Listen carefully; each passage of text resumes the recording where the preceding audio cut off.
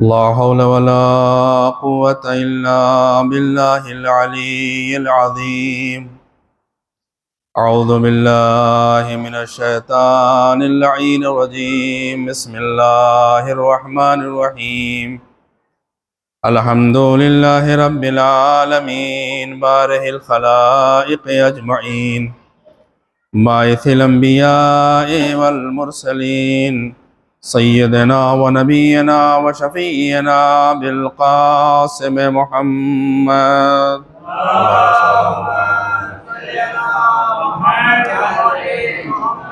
व अला अहलि बैतिहि तय्यबीन अत्ताहिरीन अल मासूमीन अल मज़लूमीन व लानतुल्लाहि अला अदाइहिम अश्शाकीन फ़ीहिम अल-मुनहरफ़ीन अन्हुम अजमईन। अम्मा बअद फ़क़द क़ाल अल्लाहु सुब्हानहु व तआला व क़ौलुहुल हक़।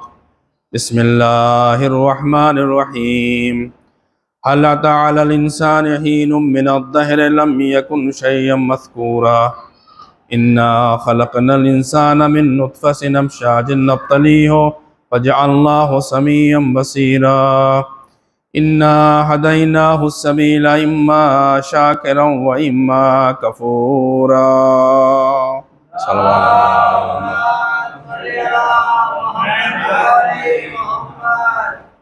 अज़ादारान मज़लूम करबला, मातमदारान मज़लूम करबला, ये हमारी आज की दूसरी गुफ्तगू है। जिन आयतों को मैंने आपकी खिदमत में पेश किया है और सरनामे कलाम बनाया है, इसमें अल्लाह अपने बंदों को मुतवज्जे करा रहा है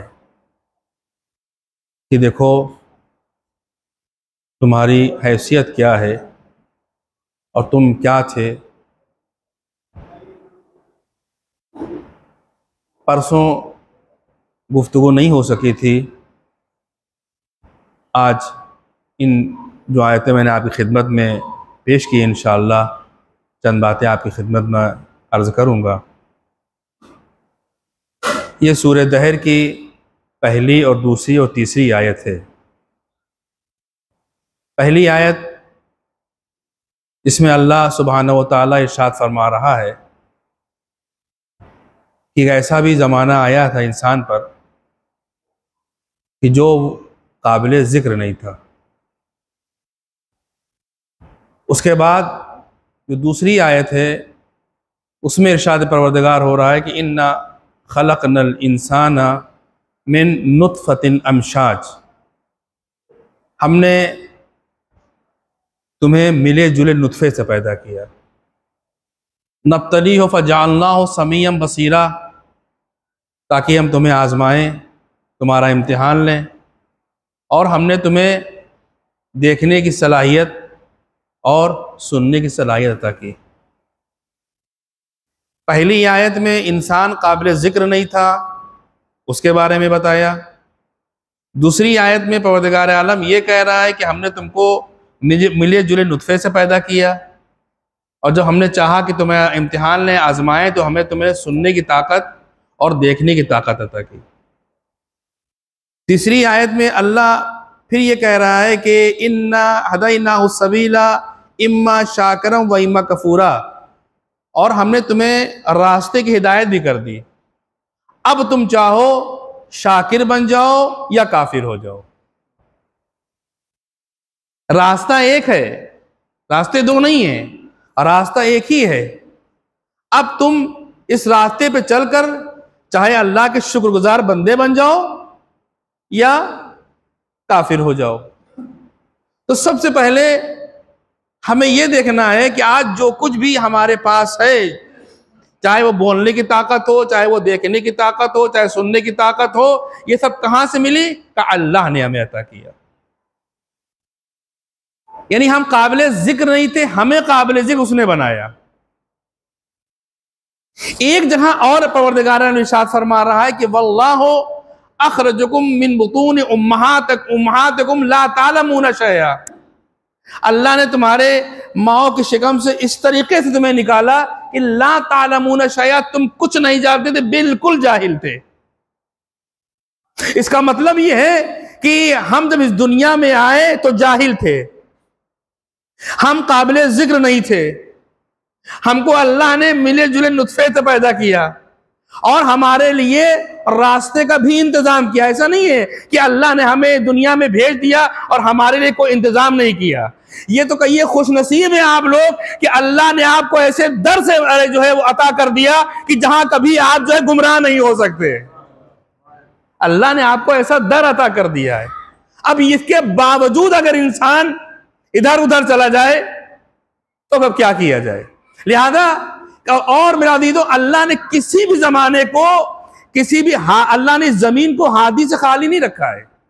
हर जमाने में एक हादी था और अल्हम्दुलिल्लाह हम जिस मकतब के और जिस मजहब के मानने वाले हैं, अल्हम्दुलिल्लाह आज भी एक हादी मौजूद है, एक हादी मौजूद है। जब इंशाअल्लाह अल्लाह का हुक्म होगा तो वो ज़ुहूर फरमाएंगे। तो कहने का मकसद ये, पहले हम अपने आप को पहचाने, जिसके लिए अमीर मोमिनीन सलामुल्लाह अलैह अल्लाहुम्मा सल्ली अला मुहम्मद फरमाते हैं कि मन अरफा नफ्सहू फकद अरफा रब्बा, जिसने अपने नफ्स को पहचान लिया उसने अपने रब को पहचान लिया। देखिए सारी बातें जो है मैं इकट्ठा कर रहा हूं ताकि अपने नौजवानों की खिदमत में अर्ज करूं कि सबसे पहले इंसान अपनी मारिफत हासिल करे। जब तक उसे अपनी मारिफत नहीं होगी, ना उसे इमाम की मारिफत आ सकती, ना खुदा की मारिफत आ सकती। पहले हमें अपने आप को पहचानने, और अपने आप को कैसे, यानी पहले सबसे पहले कि हमें यह देखना है कि अल्लाह ने हमें इस दुनिया में भेजा है तो किस लिए भेजा है। ऐसे ही नहीं हमें अल्लाह ने खल्क कर दिया है, बल्कि कुरान में इरशाद भी है एक जगह कि वमा खलक़तुल जिन्ना वल इंसा इल्ला लियअबुदून, नहीं पैदा किया हमने जिन्नों इंसानों को मगर ये कि हमारी इबादत करें। तो हमारा जो खिलकत सबब जो बन रहा है वो है इबादत। अब इस इबादत से पहले हमें सबसे पहले अपनी बंदगी साबित करना होगा। देखिए जब तक हम अल्लाह के बंदे नहीं होंगे उस वक्त तक हमें इबादत का लुत्फ नहीं मिलेगा। इसलिए लुत्फ नहीं मिलेगा कि दुनिया में हम आने के बाद, बहुत सी डिग्रियां हासिल करने के बाद, बहुत से मनसब पे तो फायज हो जाते हैं, लेकिन हमें इबादत का लुत्फ नहीं मिलता है। क्यों? क्योंकि हम अलकाब के भूखे होते हैं। हमें वहां से ये लक़ब मिल गया, हमें वहां से ये लक़ब मिल गया, हमें वहां से ये लक़ब मिल गया। तो जब हम अलकाब में आ जाते हैं तो फिर हम बंदे नहीं रहते। सबसे पहले हमें अपना अल्लाह का बंदा बनना होगा। जब तक हम बंदगी साबित नहीं करेंगे उस वक्त तक हमारी जिंदगी का मकसद पूरा नहीं होगा। तो अब बंदे कैसे बने? अब आप बताइए कि ये दुनिया, तो ये कायनात जो है ना, इसमें अल्लाह ने बहरहाल सभी लोग आए हैं, तो जो जैसे तालीम हासिल करता है उसको उसी हिसाब से डिग्री मिलती है, और डिग्री होने के बाद फिर वो एक पोस्ट मिल जाती है। मसलन किसी ने डॉक्टरी पढ़ी तो उसको डॉक्टर का लक़ब मिल गया, किसी ने जो है वो इंजीनियरिंग कोर्स किया तो उसको वो इंजीनियर हो गए, कोई जो है वो कुछ हो गया, कोई प्रोफेसर हो गया, कोई लेक्चरर हो गया। ये जितने अलकाब हैं ये दुनिया में हमें मिले हैं, ये हमें दुनिया में ही रहेंगे मेरे अज़ीज़ों। अल्लाह तक अगर हमें जाना हो और जब अपनी माबूद की बारगाह में हाजिर होना पड़ेगा तो फिर हम अलकाब के जरिए से नहीं बुलाए जाएंगे बल्कि बंदगी के जरिए से बुलाए जाएंगे। यानी हमें अपने बंदा पहले साबित करना है कि हम अल्लाह के बंदे हैं।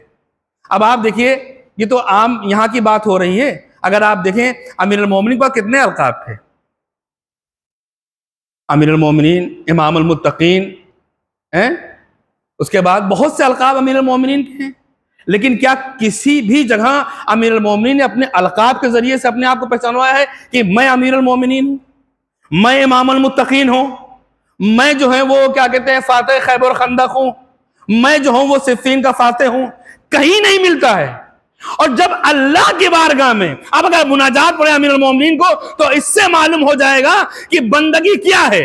इतने अलकाब मिल जाने के बाद अमीरुल मोमिनीन को हक था कि नहीं वो कह सकते थे कि मैं अमीरुल मोमिनीन हूं? कोई कुछ ना कहता।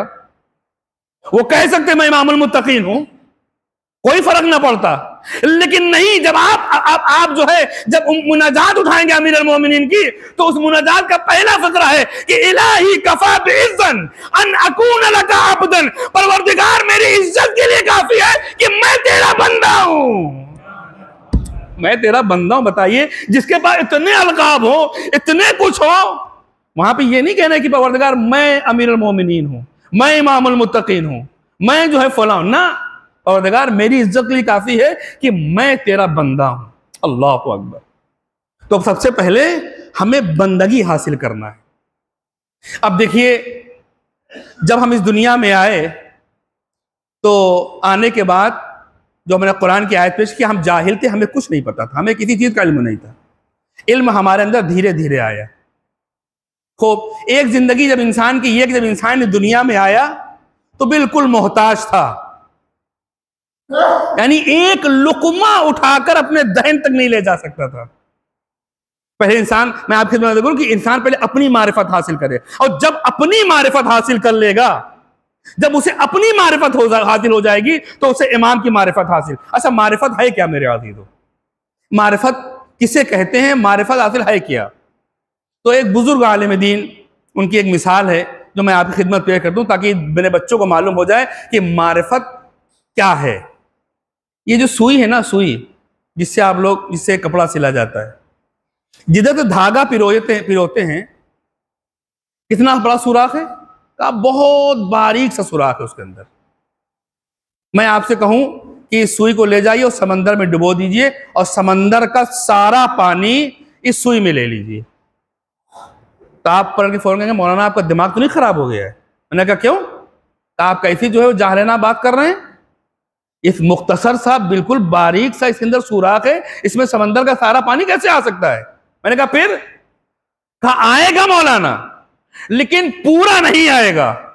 जितनी उसके अंदर सलाहियत होगी उतना पानी उसके अंदर आ जाएगा। क्या सुन रहे मेरे आदमी? इसका मतलब यह है कि जब सुई को आप दरिया में डुबोएंगे तो वो खाली नहीं आएगी। चंद कतरा उसके अंदर, जितनी उसके अंदर सलाहियत होगी उतना उसके अंदर पानी आ जाएगा, खाली वापस नहीं आएगा। ये अहले बैत सखी इब्ने सखी है मेरे अज़ीज़ों, इनका दरसरखान बहुत वसी है। ये हो ही नहीं सकता कि इस दरसरखान पे आए और मारिफत हासिल न करे। अमर जिसके पास जितनी सलाहियत होगी उतनी मारिफत हासिल कर लेगा। तभी तो जब तारीख उठा कर देखिए तो कोई 8वें दर्जे पे नजर आएगा, कोई 9वें दर्जे पे आएगा, कोई 10वें दर्जे नजर पर आएगा। एक सलावत भेजे पर मोहम्मद वाले मोहम्मद।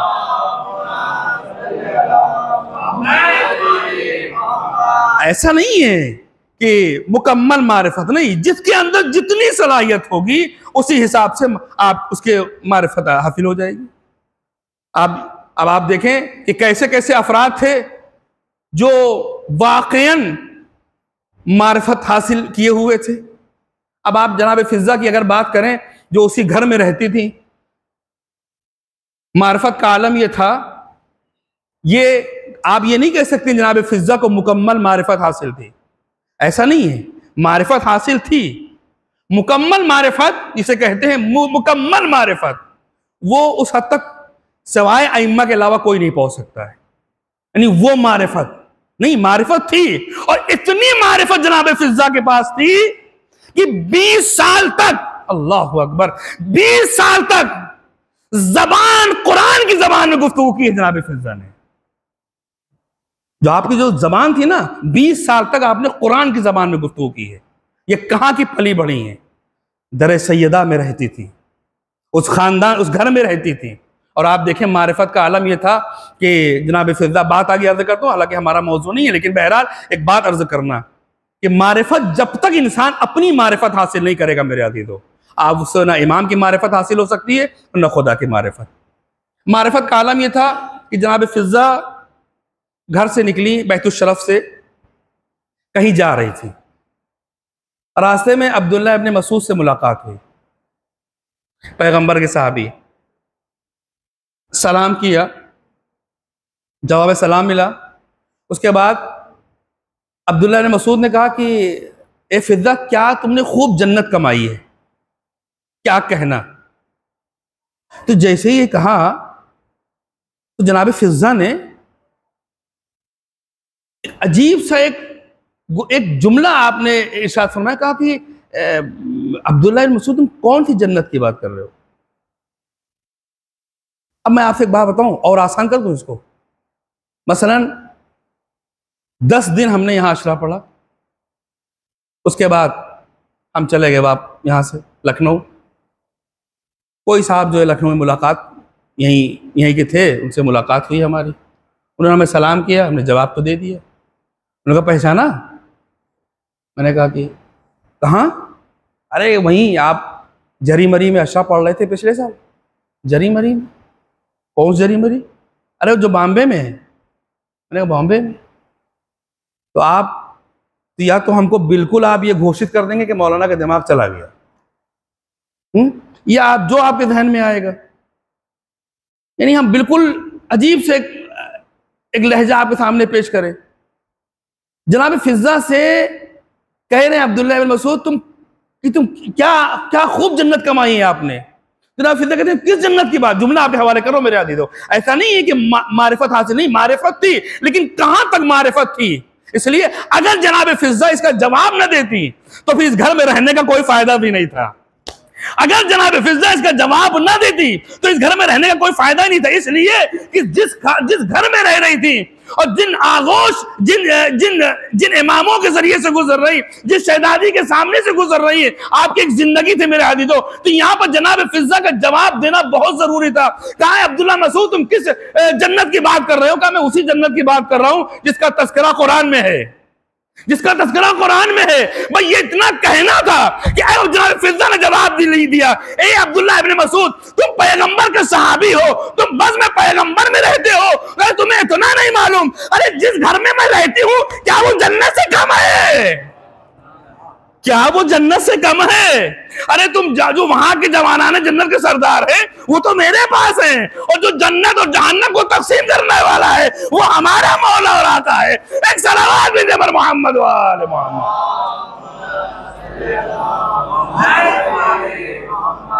तो मारिफत थी मेरे आदि तो, ऐसा नहीं मारिफत नहीं, मारिफत थी। तो कहीं ना कहीं बहरहाल इंसान, और अगर और आगे आप बढ़िए, अगर और आप देखें, अगर और मुतालिया करें तो फिर आप करबला में देखिए, आप क्या कहना, मारिफत की उस मंजिल पर फायद, अल्लाह अकबर, कि जिसका बयान करना हमारे जैसे जबान हमारी गुंग हो जाएगी। वो 72 वो अफराद जो इमाम हुसैन के साथ है, और क्या कहना किस मारिफत पर फायद थे, अल्लाह अकबर। बहरहाल अभी उधर नहीं जाना है। तो सबसे पहले ये जो बात अर्ज कर रहा था कि सबसे पहले हमें अपनी बंदगी साबित करना है। तो मैं ये कह रहा था कि आज जो कुछ भी हमारे पास है ये किसने दिया? कहा अल्लाह ने अता किया। हम जब मां के शिकम में थे तो वहां पर रिस्क कौन पहुंचा रहा था? कल खुदा पहुंचा रहा था। अब आप देखें, पहले आप वो अफराद है ना, मैंने कल एक जुमला अर्ज किया था कि हमारे माँ बाप ने क्या हमारे साथ किया। जब बड़े हो जाते हैं तो एक जुमला और इस तरीके की बात सुनने मिलती है, नौजवान सुने कि हम जब दुनिया में आए ना तो हम किसी लायक नहीं थे। ये कुरान बयान कर रहा है कि तुम बिल्कुल जाहिल थे, अनपढ़ गंवार थे, कुछ नहीं पता था तुम्हें। तुम्हारे पास इतनी ताकत, इतनी सलाहियत नहीं थी कि तुम जो है किसी को देख के बताओ कि ये मेरा बाप है या मेरा भाई है। ये जबान में ताकत किसने अता की? क्या अल्लाह ने अता की। और इन आंखों में रोशनी किसने अता की? क्या अल्लाह ने अता की। खूब। अब आप देखिए कि धीरे धीरे इंसान जब बिल्कुल जो छोटा है, बिल्कुल अभी बिस्तर पर लेटा हुआ है, तो वो कुछ नहीं कर सकता है। पैरों में इतनी ताकत नहीं कि 2 कदम आगे चल के आगे बढ़े, नहीं चल सकता। क्यों? कहा अभी पैर हैं लेकिन काम नहीं कर रहे हैं। खूब। मैंने कहा कि कोई बात बता सकता है, कोई सुन बच्चा, कहा बच्चे के कान में आवाज तो जा रही है लेकिन वो सुन के ये नहीं बता सकता, अल्लाह अकबर, ये नहीं बता सकता कि क्या सुना उसने। अब आप देख रहे हैं कि हमारी हैसियत, हमारी औकात क्या थी। अल्लाह ने कहा नहीं कुरान में कि हमने तुमको मिले जुले नुत्फे से पैदा किया, और जब मैंने चाहा कि तुम्हारा आजमाए, तुम्हारा इम्तिहान ले, तो हमें तुम्हें जो है सुनने और ताकत देखने की ताकत अता की। यही इंसान जब धीरे धीरे आगे बढ़ता है और एक मंजिल तक आ जाता है, अब चलने भी लगा है, अब वो लुकमा उठाने भी लगा है, अब वो काम कर भी रहा है, अब वो बोल भी रहा है, अब वो बता भी सकता है। क्या ये ताकत कहां से आई? अल्लाह अकबर। क्या ये ताकत कहां से आई? क्या ये ताकत अल्लाह ने इसे अता की। ये जो कुछ इसके पास सरमाया है ये सब अल्लाह ने अता किया है। खूब आगे बढ़ा, अब ये सिन्ने बुलूगियत में पहुंच गया। अब इसके ऊपर जो अभी नमाज वाजिब नहीं थी, अब नमाज वाजिब हो गई, अब रोजा वाजिब हो गया, अब वो जितने अहकाम शरई थे इसके गर्दन पे आ गए। अब अगर ये नहीं पड़ेगा, मैं एक नतीजे तक आपको इसलिए मुकदमा बना रहा हूं ताकि एक बात आसान कर दूं, आप तक पहुंचा दूं कि हमारी हैसियत क्या है। कि अब इसे सब पता है, अब इसे बताया जा चुका है, तौहीद के बारे में, रिसालत के बारे में, इमामत के बारे में, कयामत के बारे में, का इसे सब पता है। लेकिन मेरे आदि तो इंसान कितना अकड़ गया, ये कितना बुजुर्ग, कितना बड़ा इंसान हो गया कि जो कुछ अगर अपने बारे में सुन देखता कि हम पहले क्या थे और अभी क्या है, अगर इंसान यही सोचे कि हमारी गुजरी हुई जिंदगी क्या थी, खुदा की कसम अगर इंसान अपने मुस्तकबिल गुजरे हुए माजी पर फिक्र कर ले, खुदा की कसम उसका सर सजदे से उठने वाला नहीं है। लेकिन नहीं, क्यों? क्योंकि वो अपने नशे में चूर है। यही जिंदगी आगे बढ़ी, आगे बढ़ी, आगे बढ़ी, 50, 60, 65, 70 हो गया। अब फिर हमने देखा कि अब एक साहब हैं, वो असा लिए हुए चल रहे हैं। मैंने पूछा क्या बात है? कहा कि अब मेरे कमर में वो ताकत नहीं रह गई। मैंने कहा क्यों? कहा इसलिए क्योंकि अब जो पहले जवानी में हमारी कमर थी, अब वो अब बुढ़ापे में नहीं है। मैंने कहा आपको कुछ मैं कह रहा हूं, आप समझ भी नहीं पा रहे हैं। कहा मौलाना आप कान में उतनी ताकत नहीं रह गई हमारे, जो पहले सुना करता था। मैंने कहा चश्मा भी आपके ऊपर आ गया है। कहा मौलाना आप देख भी नहीं पाता हूं। मैंने कहा आप सही से बोल भी नहीं पा रहे हैं। कहा जबान में अब इतनी ताकत भी नहीं रह गई, इसलिए मेरी जबान में लुकनत आने लगी है, यानी सही से जुमले अदा नहीं हो रहे। तो इंसान के ये जिंदगी 3 पार्ट में हो गई। एक है वो बचपना, जहां इंसान जाहिल है, जहां मजबूर है। उसके बाद इंसान के पास जो ताकत आई, जो इल्म आया, वो किसने अता की? कहा अल्लाह ने अता किया। एक जिंदगी और आई, जब इस दुनिया से जाने लगा तो अब फिर वही मजबूरियां हैं। पैर हैं लेकिन काम नहीं कर रहे हैं, आंख है तो काम नहीं कर रही है, कान है तो काम नहीं कर रहे हैं, कहा जिसमें वो लागर हो गया है, अब जिसमें वो ताकत नहीं रह गई। तो ये जितनी बातें थी, ये सब आम इंसानों के लिए था कि जब आम इंसान इस दुनिया में आएगा, अल्लाहु अकबर, जब आम इंसान इस दुनिया में आएगा तो उसकी कंडीशन यही होगी। लेकिन मैंने पूरी कायनात में एक ही घराना देखा कि जब बच्चा दुनिया में आया और दस्ते रसूल पर आया तो कुरान की तिलावत करते हुआ नजर आया, और जब झूले में देखा तो कल्ले अजगर को चीरता हुआ नजर आया।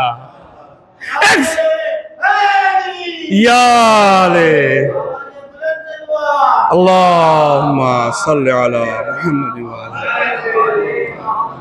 देखा आपने? कहा कि जब इंसान इस दुनिया से जा रहा है तो अब उसके अंदर ताकत नहीं रह गई है। तो अब इंसान को सोचना चाहिए ना कि हमारी हैसियत क्या है। हमारी हैसियत अल्लाह ने बता दी। अब आइए, पहली आयत का जो है कि हम काबिल जिक्र नहीं थे, इंशाल्लाह इसी भी गुफ्तगू होगी और एक नतीजा तो इंशाल्लाह मैं आपकी खिदमत में अर्ज करूंगा। कुछ बातें, कुछ इंपॉर्टेंट बातें हैं जो मैं अपने नौजवानों की खिदमत पेश करना चाहता हूं। अब तीसरी आयत है क्या? इन्ना हदैनाहु सबीला इम्मा शाकिरम व इम्मा कफूरा। हमने उसे रास्ते की हिदायत कर दी। ये सूरह दहर की तीनों आयतें हैं, पहली, दूसरी और तीसरी, जाके आप लोग देख सकते हैं, उसका तर्जुमा भी देख सकते हैं। अल्लाह ये कहना कि हमने रास्ते की हिदायत कर दी, अब चाहे तुम शाकिर बन जाओ या काफिर बन जाओ। तो अल्लाह ने हमारे क्या इंतजाम किया हमारी हिदायत के लिए? कहा कि हमने इन बंदों के लिए 1,24,000 अंबिया भेजे। किस लिए? का हिदायत के लिए। इसलिए अल्लाह ने इस जमीन को किसी भी हादी से खाली नहीं रखा। जमाने में, हर जमाने में एक हादी है, ठीक। उसके बाद कहा अल्लाह ने मुकद्दस किताब नाजिल की। कहा किस लिए? का हिदायत के लिए मुसलमानों की। तो आपसे मेरा सवाल यह है कि जो 1,24,000 नबी आए और अल्लाह ने भेजा इंसानों की हिदायत के लिए, क्या ये नाकाफी थे? क्या ये नाकाफी थे 1,24,000 अंबिया? तो आपका सवाल होगा मौलाना क्यों ऐसी की बात क्यों कर रहे हैं? मैंने कहा नाकाफी थे तभी तो अल्लाह ने अपनी मुकद्दस किताब नाजिल की, अपनी मुकद्दस किताब नाजिल की। और ये वो किताब है कि जिसमें हर खुशकुतर मौजूद है, हर तरीके का इल्म मौजूद है। ये बड़ी मुकद्दस और बड़ी मुहकम किताब है जिसे कहते हैं कुरान। अल्लाह हम सबको तौफीक दे कि हम लोग ज्यादा से ज्यादा कुरान की जो है तिलावत करें। इसलिए ये बिल्कुल, हाँ, ये बात कंफर्म है और ये मैं पूरी बात बहुत डंके की चोट पे कहता हूं कि खाली कुरान हमें जो है नजात दिलाने वाला नहीं है, जब तक हम इस कुरान को अहले बैत के जरिए से नहीं समझेंगे। खाली कुरान, ये वो दूसरे लोग नारा लगाते थे जो कहते थे किताब हमारे लिए अल्लाह किताब काफी है ना। हम बगैर अहले बैत के कुरान का एक हर्फ भी नहीं समझ सकते, तो कोई फायदा नहीं है जब तक कुरान खूब। तो ये दो चीजें हो गई, 1,24,000 नबी, जनाब आदम से जो सिलसिला शुरू हुआ और खातम पैगंबर अकरम सल्लल्लाहु अलैहि वसल्लम पर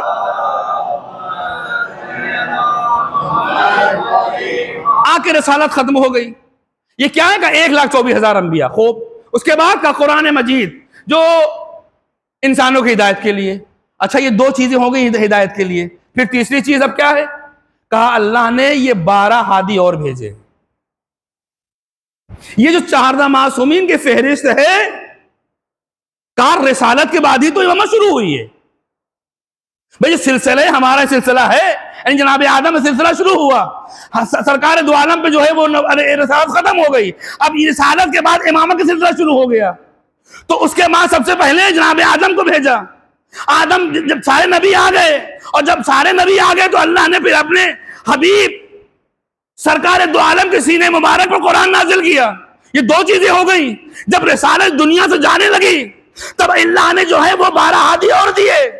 तो इसका मतलब ये है कुरान भी ना काफी था। क्या सुन रहे मेरे आज़ीज़ों, क्या सुन रहे? कुरान भी ना काफी था, और ये 1,24,000 अंबिया का फेरिस्त भी ना काफी थी। इसीलिए अल्लाह ने 12 हादी दिए। अब ये मसले को हल करे तो कहाँ हल करे, किससे पूछे तो किसको पूछे? तो आइए चलते हैं बारगाह खुदाबंदी में। परवरदिगार दुआ करते मेरे महबूब तू ही फैसला करे। तूने इंसानों को हिदायत के लिए 1,24,000 नबी भेजे, तूने इंसानों को हिदायत के लिए तूने अपने मुकद्दस किताब नाजिल की। ए परवरदिगार ये 12 हादी क्यों दे? तो अलब नहीं मेरा खुदा जवाब दे, ए नादान तुझे नहीं मालूम, ये तुझे 12 हादी इसलिए अता किए हैं कि हिदायत के साथ साथ तेरी नजात भी कराएंगे। एक सलावत पर मोहम्मद वाले मोहम्मद। एक और सलावत भेजिए मिलजुल के मोहम्मद वाले में।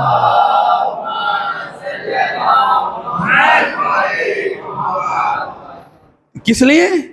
कहा ये हमारी हिदायत भी करेंगे और हमारी नजात भी कराएंगे। और ये हकीकत है मेरे आज़ीज़ों। एक जुमला और इस सिलसिले में कह के और बात आगे बढ़ा दूं कि ये जो तीनों चीजें रखी गई हैं ना, चाहे वो अंबिया हो, चाहे कुरान या अहले बैत, ये उस वक्त तक समझ में नहीं आने वाला। ये बिल्कुल ये बात बिल्कुल क्लियर है और मुकम्मल तौर से मैं कह रहा हूं आपकी खिदमत में कि उस वक्त तक ये आपके समझ में नहीं आने वाला जब तक आप अपनी मारिफत हासिल नहीं करेंगे। ये तीन चीजें मेरे आज़ीज़ों। इसके अलावा उसके बाद जब आप अपनी मारिफत हासिल कर लेंगे तो फिर आप खुदा की मारिफत, इमाम की मारिफत, और उसके बाद खुदा की मारिफत। आइए अब इस बात को यहां से देखें कि अब 1,24,000 नबी का यह हिदायत का सिलसिला है, कुरान मजीद का यह हिदायत का सिलसिला है, ये जो हादी हमें दिए का ये भी हमारा एक सिलसिला है। तो अब हमारी खिलकत का सबब क्या बना? का वमा खलक़तुल जिन्ना वल इंसा इल्ला लियअबुदून, नहीं पैदा किया हमने जिन्नों इंसानों को मगर ये कि हमारी इबादत करें। तो अब इबादत का मतलब क्या है? देखिए बात वहां चली थी ना कि हम काबिल जिक्र नहीं थे, हमें काबिल जिक्र अल्लाह ने बनाया। हम इस दुनिया में जाहिल आए थे, अल्लाह ने हमें जो है मिले जुले नुत्फे से पैदा किया, और उसके बाद अल्लाह ने हमें ऐसे ही नहीं छोड़ दिया बल्कि हमारे लिए हिदायत का इंतजाम भी किया। बात यहां तक आ गई। अब यहां से हमारा जो इस दुनिया में आना, इसका सबब क्या है? का अल्लाह की इबादत। इबादत का मफहूम क्या है? जो हमारे यहां जहनों में मफहूम इबादत चल रहा है क्या है? का नमाज, रोजा, हज, ज़कात, खुम्स, जिहाद, क्या है? का यही इबादत है। तो आप बताइए, अगर सिर्फ यही होता, इबादत सिर्फ नमाज ही होती और रोजा ही होता, तो फिर मस्जिदों से निकलना मुश्किल हो जाता। यानी हमारा मार्केट जाना बेकार है, हमारा कोई चीज खरीदना बेकार है। मैं एक नतीजे तक आपको ले जाना चाह रहा हूं, मुकम्मल देखें आप, पूरी मेरी बात गौर सुने। यानी क्या मतलब? हम मुस्तकिल मस्जिद में बैठे रहे, हम मुस्तकिल जो है वो नमाज पढ़ते रहे, हम मुस्तकिल तस्बीह पढ़ते रहे, हमारा कोई काम नहीं है? कहा नहीं, इबादत सिर्फ नमाज ही नहीं है, रोज़ा ही नहीं है, इबादत सिर्फ जो है वो हज ज़कात ही नहीं है। कहा फिर कहा अपनी ज़िंदगी का एक एक लम्हा अगर खुदा के मुताबिक है उसे इबादत कहते हैं।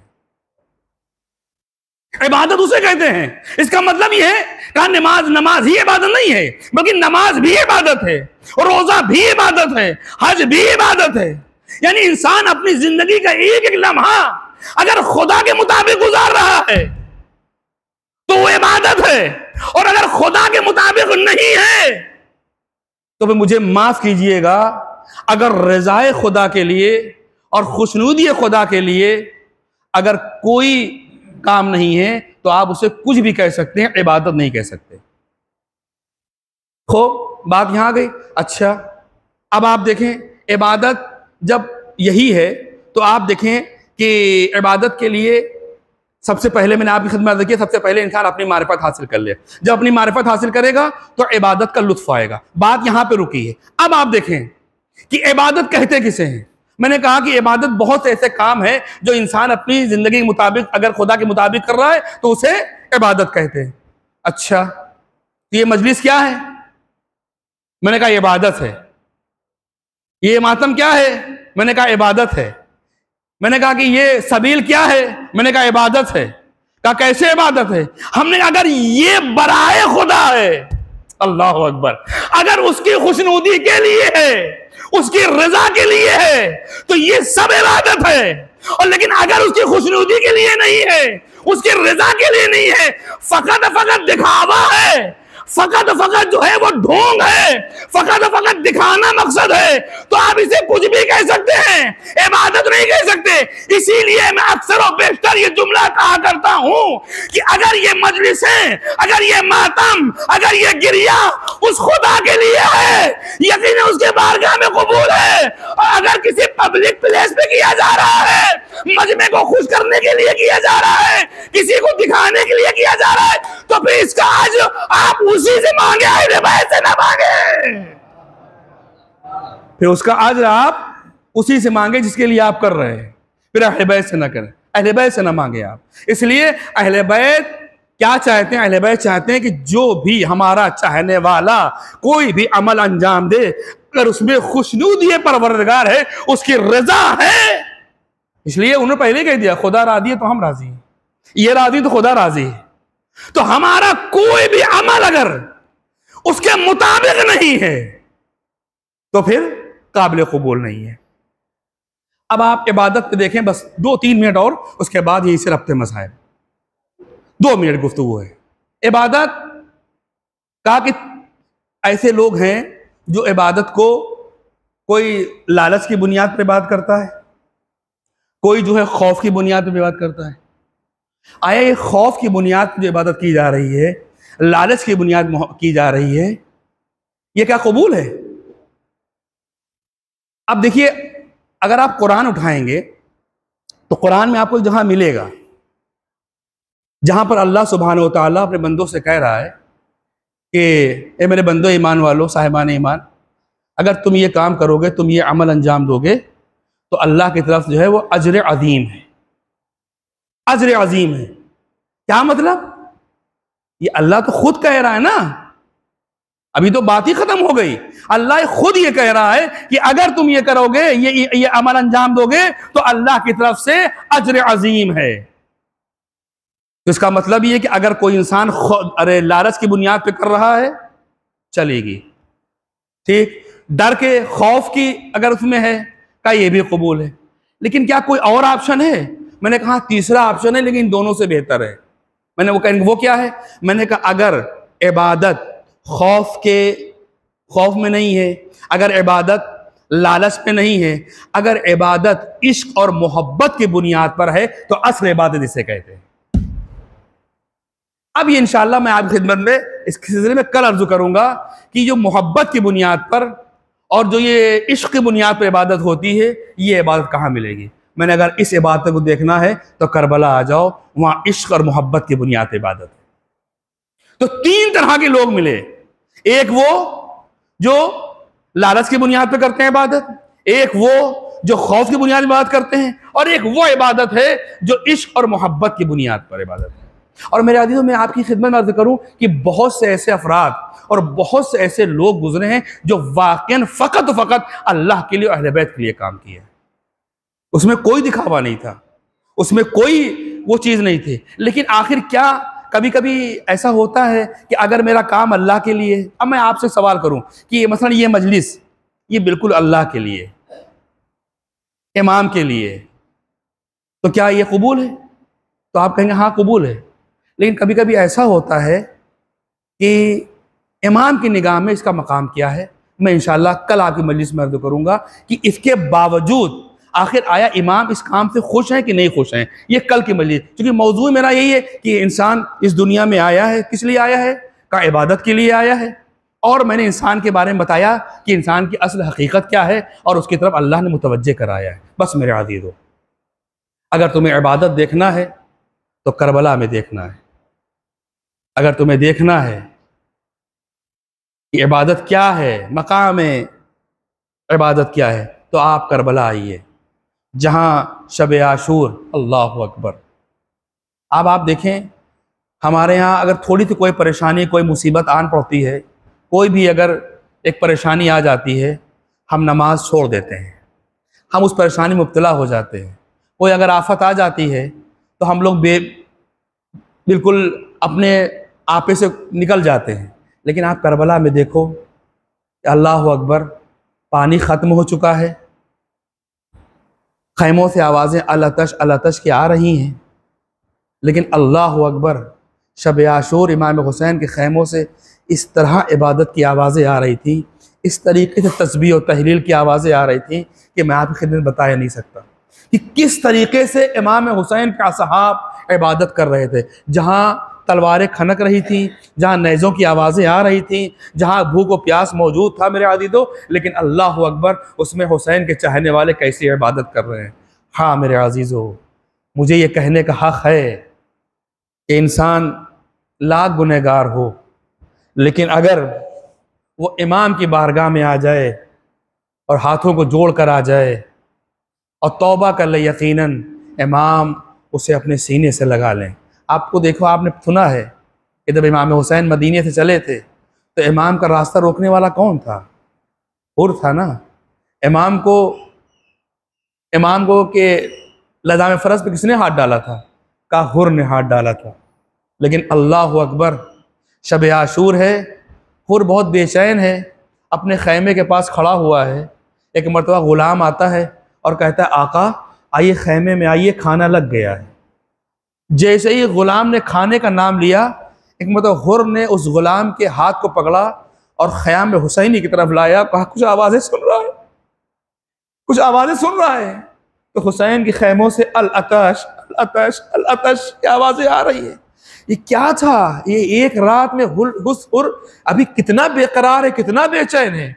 कहा, ये कैसे हो सकता है कि हुसैन के बच्चे प्यासे रहे, हुसैन के बच्चे भूखे रहे और मैं खाना खाऊं? सुबह आशूर नमूदार है मेरे अज़ीज़ों, वो हुर जिसने इमाम हुसैन के लजाम फ़रज़ हाथ डाला था, आज हुर अपने हाथों को बंधवा के चला है। कहाँ चला है? कहा, हुसैन की बारगाह में जा रहा है। अकेला नहीं है, अकेला नहीं, हुर भी है, हुर का बेटा भी है, बात रवायत में कि हुर का भाई भी है और इसका गुलाम भी है। ये चारों अफराद चले हैं मेरे अज़ीज़ों। क्यों? कहा, हुसैन की बारगाह में जा रहा हूँ। अपने हाथों को हुर ने बंधवा लिया मेरे अज़ीज़ों। हुसैन सकी इब्ने सकी है, हुसैन वो है जिसने आज तक किसी से कुछ मांगा नहीं मेरे अज़ीज़ों। ये सबको अता करने वाले हैं, ये सबको देने वाले हैं। हुसैन ने किसी से कुछ नहीं मांगा। आज हुर अपने हाथों को बांधे जा रहा है कि एक मर्तबा बेटे ने आवाज बुलंद की, अल्लाह अकबर। कहा, बेटा क्यों है, क्या बात है? तुमने तकबीर बुलंद की। कहा, बाबा गजब हो गया, अरे अली अकबर हमारे इस्तकबाल लिए खड़े हो गए। बस एक मर्तबा आगे बढ़े, अभी चंद कदम आगे बढ़ा था कि मतलब बेटे ने फिर आवाज बुलंद की, अल्लाह अकबर। कहा, बेटा अब क्या हो गया? कहा, बाबा गजब हो गया, अब सरकारे बाबुल हवाइज खड़े हो गए हैं। अरे हमारी इस्तकबाल के लिए अभी आगे बढ़ा था कि एक मर्तबा अरे हुर के बेटे ने बुलंद आवाज से तकबीर बुलंद की, अल्लाह अकबर। मैं एक मर्तबा हुर ने कहा, अरे बेटा अब क्या हो गया? कहा, बाबा गजब हो गया, अरे आका हुसैन खड़े हो गए हैं हमारे इस्तकबाल के लिए।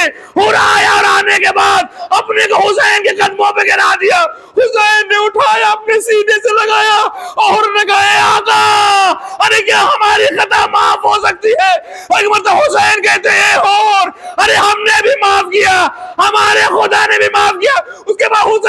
अजीब व गरीब जुमला का, ए हुर तुम मेरे मेहमान हो, अरे आज मेरे पास पानी भी नहीं है तो तुम्हें पानी पिलाओ। एक मर्दा हुर ने सरो सीना पीटा, वाह मुसीबत वाह अलिया वाह सयअलमुल्लज़ीना ज़लमू अय्या मुनक़लिबिन यनक़लिबून इन्ना लिल्लाहि व इन्ना इलैहि राजिऊन।